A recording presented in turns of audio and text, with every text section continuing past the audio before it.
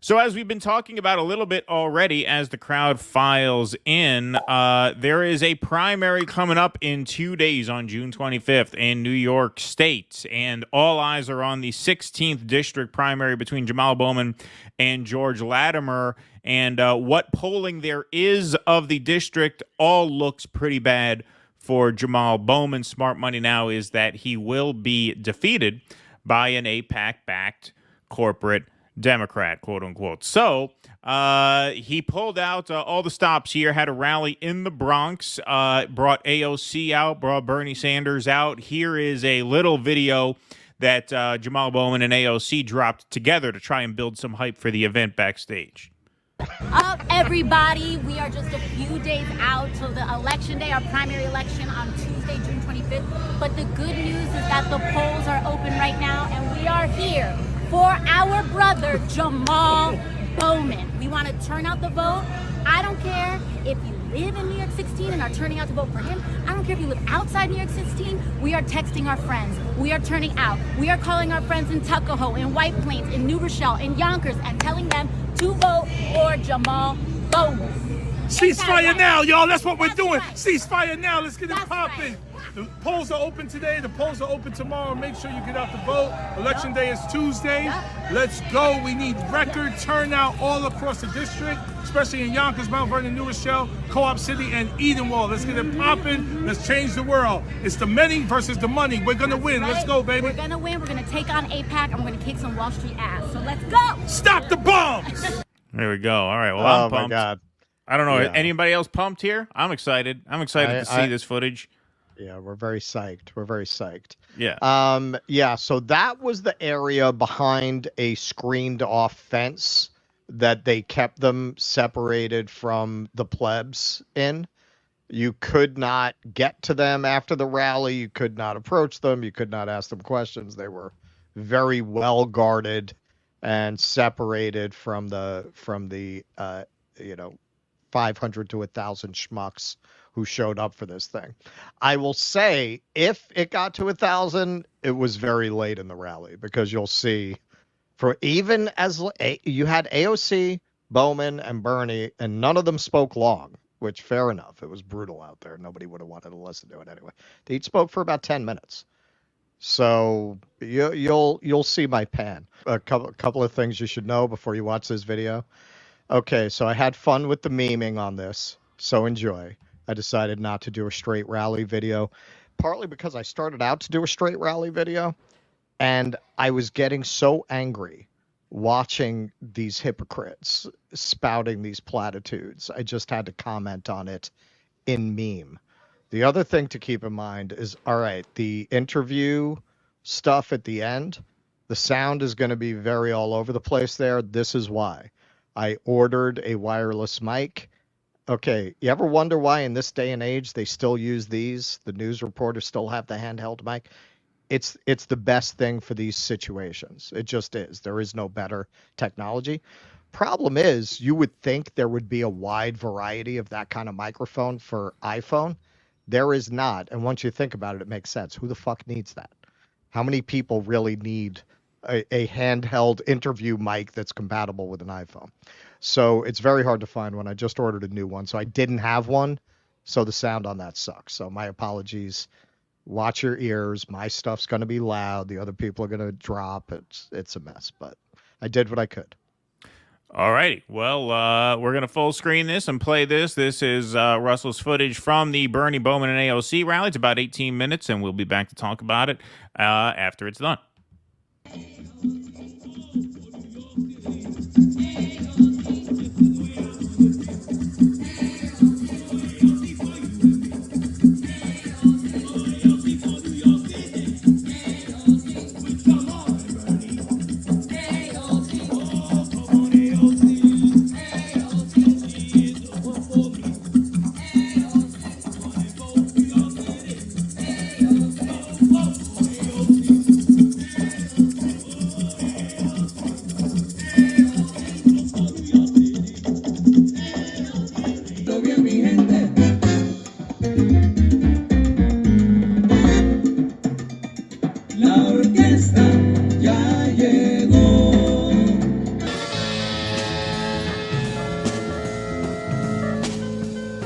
as you can see, there's nobody here. I told him 100 times to put Spinal Tap first and Puppet Show last. Right.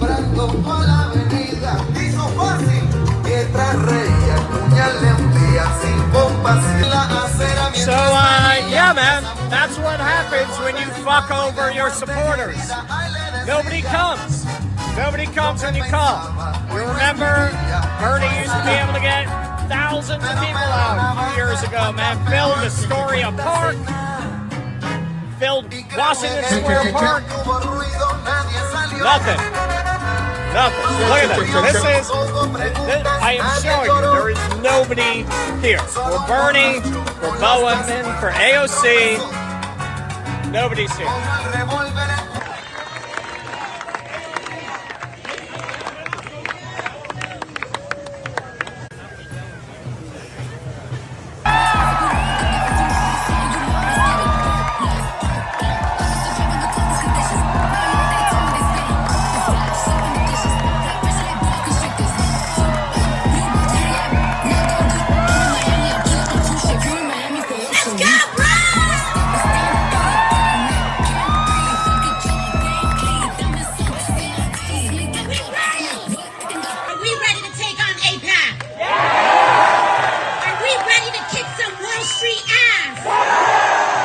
Meanwhile, can you talk to us about the role that anti-Semitism is playing in America right now and that present snapshot?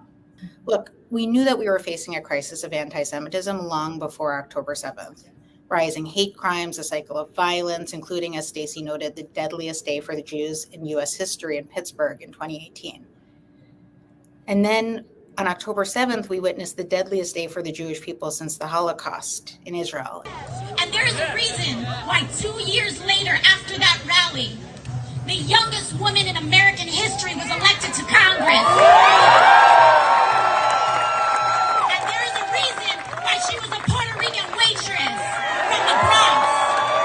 There is a reason that this borough sent me to Congress. Is that the CIA or something? Are you interested? We know political intimidation. We know hardship. We know all of the reasons why we should not succeed, and yet we do anyway. Being present, because it didn't really satisfy anyone. The supporters of Israel are mad at you for not voting for it. Critics of Israel are mad at you for not voting against it. Do you regret that?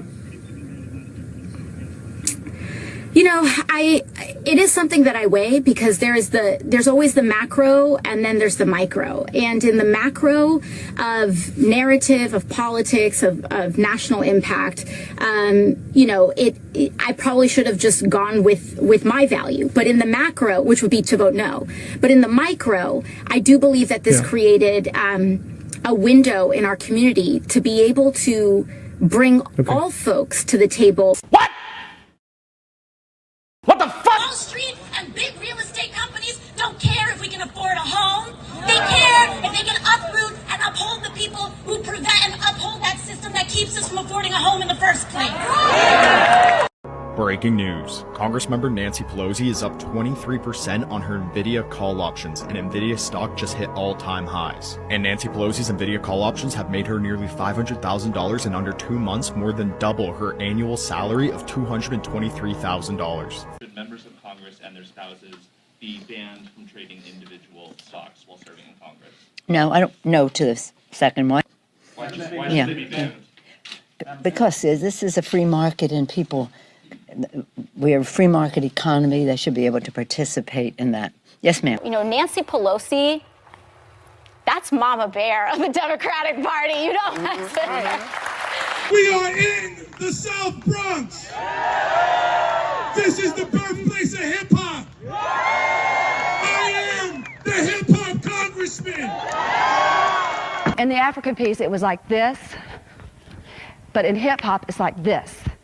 See, there's a difference.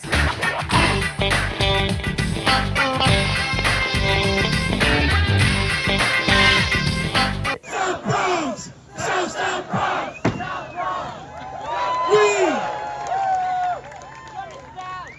We're not gonna show fucking APAC.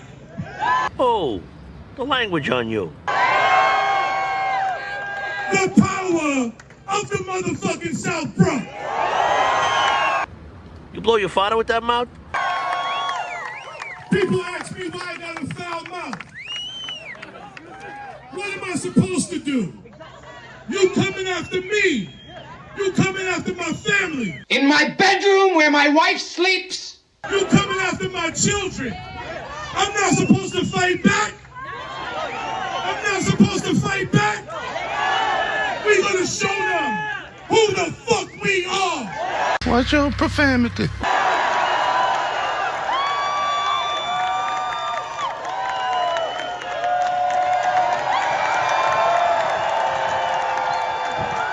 And so, I know it's hot. That's why I came up here to work really hard to show you I'm hot too. And I'm with you. We're in solidarity. Solidarity, yo. And so, this is great. This is great. But after this, we are getting on a bus to go knock doors. There is air conditioning on the bus. There is water on the bus. Don't get on that ship. To serve men, it's a cookbook.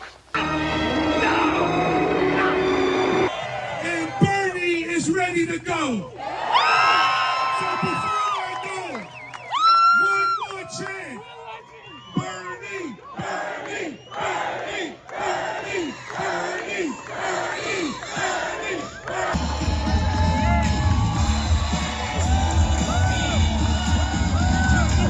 In every scam, no matter how sophisticated or how amateur, there are two red flags. Now let me tell you why I am here today. The first red flag is at some point I'm going to ask you to give me money. And the money has to be immediately. You have to give me a credit card right now on the phone. You have to give me a bank account number. $27. I think it's the best $27 you could spend. It's the average donation given to Bernie Sanders. $27. To make college tuition free. For better care of our veterans. For women's rights. For health care for all. To make Wall Street corporations pay their fair share. To keep us out of unnecessary wars. To ensure a living wage. To get big money out of politics. For the poor. For the marginalized. For the rich. For all of us. Give 27 to transform America. I'm Bernie Sanders, and I approve this message. This election is about whether or not the billionaire class and the oligarchs will control the United States government, and our view is no, they won't. This is beginning to feel like deja vu all over again. Jamal also understands that what's going on in Gaza today is totally unacceptable. A few moments later. Israel had the right to defend itself against a terrorist attack. Today in Gaza, kids have no electricity. And what's going on right now, because of the blockage of humanitarian aid, thousands and thousands of children are dealing with malnutrition and face starvation. That is not what the American people want. That is not what Democrats want. The view of Palestinians is simple. Well, the Europeans treated the Jews badly, culminating in the Holocaust, and they gave them our land as compensation. Of course, we say it's our land. The Torah says it. But they don't believe in the Torah.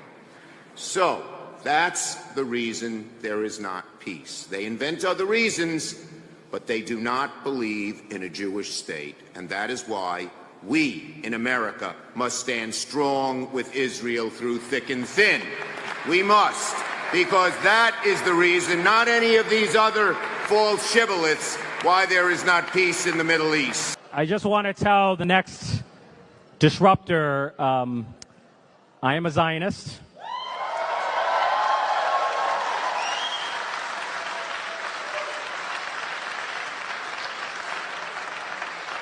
I always have been and always will be.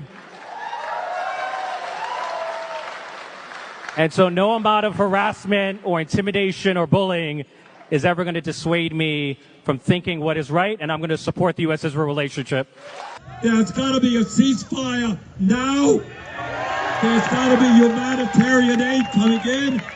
Hostages must be freed. And we need peace in that area, a two-state solution. Look, the two-state solution that people talk about is basically would be the greatest reward for the terrorist that you can imagine. The key point of this campaign is whether billionaires are able to buy election. On that issue, every person who votes for the Democratic Party has got to be united. We stand together against oligarchy. Hillary Clinton will make an outstanding president, and I am proud to stand with her today. Thank you all very much. So in the next 4 days, do everything you can. Knock on doors, get on the phone. Let us have a great voter turnout. Let's show the billionaire class they cannot defeat us. Let's win this election. Thank you all. I am asking all Americans, I'm asking every Democrat, I'm asking every independent, I'm asking a lot of Republicans to come together in this campaign to support your candidacy, which I endorse.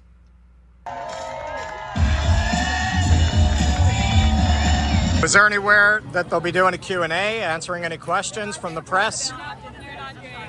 So they skedaddled out. There was absolutely no way to ask them any questions, believe me. I tried to get to them. It was totally impossible. So that was it, you know, the billionaires, blah, blah, blah, blah, blah. You probably heard the song before. We're going to take on the billionaires. Nothing about Hillary Clinton endorsing Latimer, of course. I'm not going to mention that. So I guess I'll just ask people some questions now, and we'll air that on the show tomorrow. Why do you think Hillary endorsed Latimer? Oh, because that's what she does. she's a conservative Democrat, you know. She goes along to get along. It doesn't surprise me. So what do you think about it? No idea? All right, I have a theory. So she endorsed Bill Clinton. She endorsed Andrew Cuomo. Both ended up being accused of sexual assault of women. Can Latimer be far behind? Oh, I don't know. You think maybe that's her kink? Who knows? Why do you think Hillary Clinton endorsed Latimer? I don't know that much about Hillary Clinton because I regard her as a sort of an institutional candidate that was not interesting for me in my politics. So I don't follow her at all. So I have no idea why she endorsed that. Unless maybe she accepts AIPAC endorsements, that's likely. And we're putting our finger. I'm mainly interested in peace everywhere, and particularly immediately in the Middle East. And I think AIPAC has made it clear that they're interested in prosecuting the war according to the interests of the Netanyahu administration, which is an intolerable right-wing administration. You know, the state of Israel is fine, but it's a bad expression of their political will to have him in charge. So I see these things nested together, but I don't know anything about Hillary Clinton, so I don't know why she said that. All right, well, Jamal in his speech talked a lot about AIPAC, but isn't he running against the Democratic Party, which is basically owned by AIPAC along with the Republicans? No, he's not running against the Democratic Party. He's running within the Democratic Party. AIPAC is the outside force. And they represent MAGA Republicans. They represent anti-choice Republicans. Don't they represent Democrats? No. They don't represent Chuck Schumer? No. Chuck Schumer may have taken money from them, and that's to his discredit. What about Richie Torres? Richie Torres should be primaried by someone from the left and defeated. Well, he's being primaried by Jose Vega as an independent. Should Jamal Bowman run as an independent if Latimer wins? No, the Democratic Party does not belong to AIPAC. It's a right-wing interest. I got to go. All right.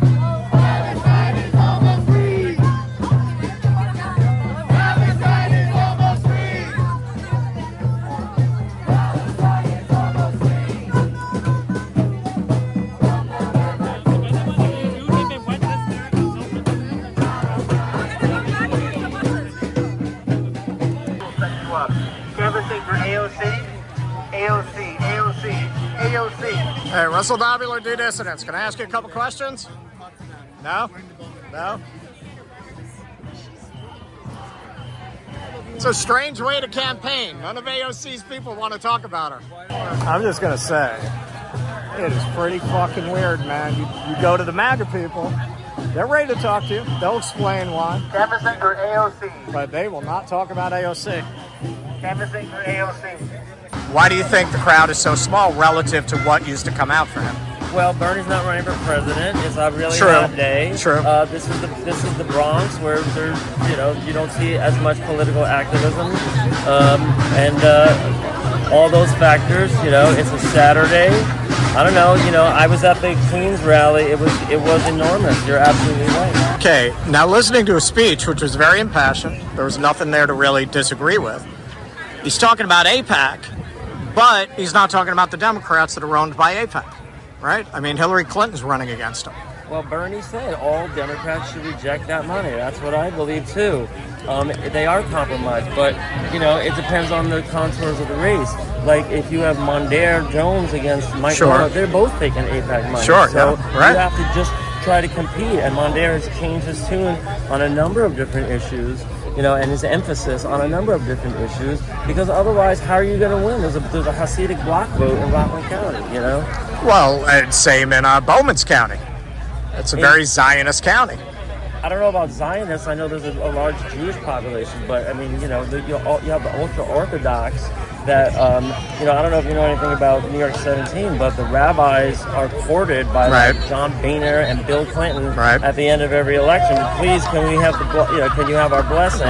Because they vote in lockstep with the religious leaders. All right. So if Latimer wins, would you support Bowman as an independent candidate? Would I vote for Bowman? Well, yeah. There's no Republican competition.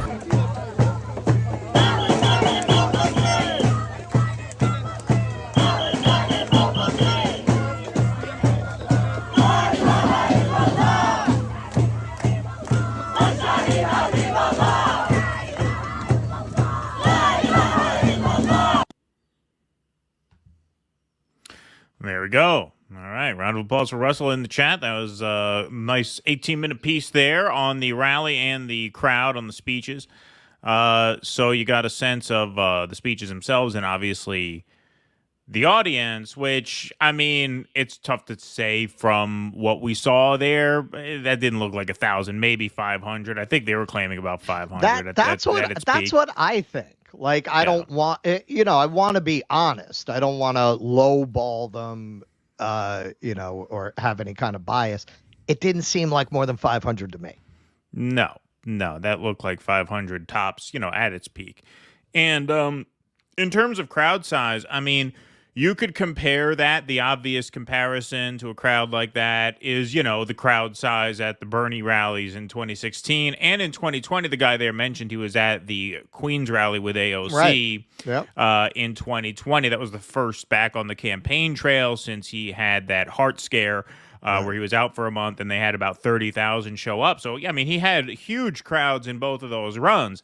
So you can obviously compare a very, very weak turnout here to those rallies. But I think just as relevant and perhaps even a more important thing to point out when you contrast these tiny crowd sizes with what they were used to, with what they used to get is the fact that over the past 9 months, you have had hundreds of thousands, literally, if not a million. You probably, if you add up all the protest actions in New York City over the past 9 months, I'm sure over 1 million people have hit the streets in New York City since October of last year. Look at how many people come out to protest against the Israel war, and almost none of them showed up to this. Like, if you were actually doing your job, repping the Palestinian cause, then why didn't any of those protesters who have been flooding the streets in Manhattan on a weekly basis, there's been more than one action a week, every week for the last 9 months, hundreds of thousands, if not over 1 million people have turned out to those when you add all of them up, and you can't get more than a few hundred out for you. This is why. That's why. It's because you're not doing your job. Those hundreds of thousands of people who have been protesting in the streets, none of them, virtually none of them, were interested in coming to your rally. That's why Bowman is bound to lose. Well, because in spite of the rumors, people actually, in my experience, are not stupid. That's the essence of the theory behind democracy, the wisdom of crowds. And as a rule, the wisdom of crowds does hold up. Statisticians, is that how you say that? Statisticians? I think that's it. You know the thing. You know the thing. They've done studies on this, that collectively people will tend to be able to make predictions pretty accurately. That's the idea behind the gambling site Predict It, that people can collectively kind of call things together.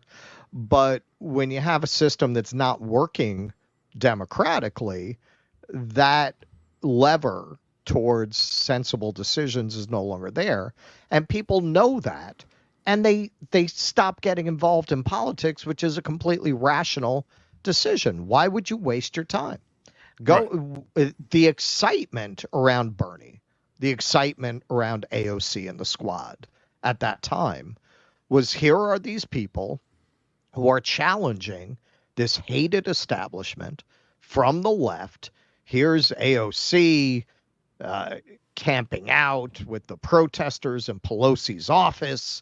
Pelosi is trash talking her to her fellow refugee from the cast of 101 Dalmatians, Maureen Dowd, just bitching about her in the pages of the New York Times. It felt like, here's a real challenge to power. You had AOC saying all the right things, right? Hey, if I'm only a one-term congresswoman, then fine, it'll be worth it. And of course, I mean, Bernie, it goes without saying, he told people he's fighting for a revolution. Now, if he had run under the slogan, a little sprucing up, that would have been fair. I don't think people would be so angry. Bernie, a little sprucing up. Right. But that's not how he ran. He ran Bernie revolution. And he never intended that, because as we know, who was that? Michael Tracy who reported that he said he didn't want to end up like Nader. So, okay, if you came into that whole process saying you didn't want to end up like Nader, then you know what? You shouldn't have done it at all. You should have shut the fuck up, man. Because all those people, that's why I cut that in, man. You remember people giving $27. A lot of people who couldn't afford to do that. Look at Nick, man. Nick quit his job. He talks about that all the time. Nick at RBN, he quit his job to go out there for Bernie. You're playing with people's lives. You don't use that kind of language if you don't mean it. Now when you watch them playing their greatest hits, although now it's interesting, what was exciting a few years ago is they would attack Nancy Pelosi directly. They would say things like that directly. They don't anymore. If you notice, they wouldn't even mention Hillary Clinton. She's not even in office. She's not even running. She'll never run for office again. And they still will not mention the fucking name of the person who endorsed your opponent.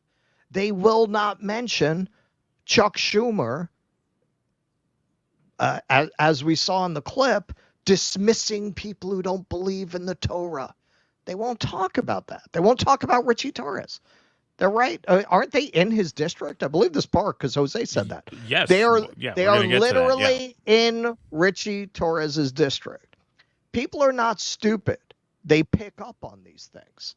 People who are serious about the cause of Palestine, who are serious about being anti-genocide, they don't have time and money to waste on these fucking clowns. Seeing Bernie going up there and talking about the billionaires and the oligarch, I mean, that's really, he's in his fat Elvis phase, man. That's Elvis in Vegas in 77 singing Heartbreak Hotel. Right. Like what are you even talking about? It's amazing that he's still going up there and talking that shit as if anybody is going to take him seriously. And that's why nobody's there. It was very exciting when you thought they meant it. Now most people realize they never meant it. And when you look at who actually showed up at this thing, and you could see my footage, very, very, very white crowd, which they wanted to make a big thing out of that with Trump, and his crowd was not nearly as lily white as that crowd was. That was a white ass fucking crowd. These are people who perceive politics as celebrity. These are the last people who would be excited to see Bernie. Like, there was that reaction around me as I was filming when he came on stage. They were very excited to see Bernie.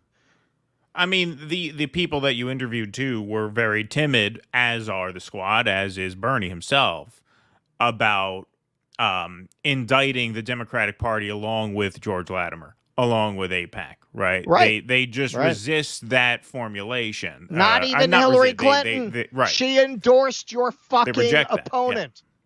Yeah. No, they just completely reject that the party is irredeemable.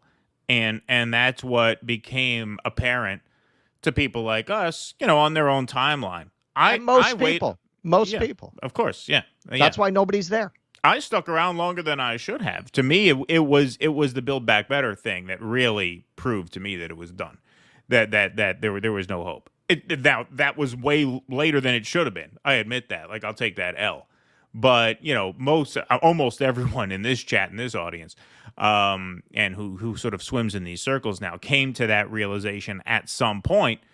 The people who are still out here acting as if this is a real battle to be fought and won right now. I mean, it is just a completely different world. And, one of the things that Russell told me on the phone was that, when Russ goes to a Free Assange event or a Free Palestine event or any kind of like anti-war protest, in New York or even in London, he gets recognized by people who know who he is.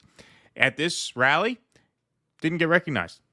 Nope. Nobody knew who he was. I got recognized on the way there by a random person on the street. By a random guy who wasn't going. But in the rally, no one knew. And this was our movement, quote unquote, 4 years ago, 5 years ago, 6 years ago, right? This is where we would have pulled audience from at one time.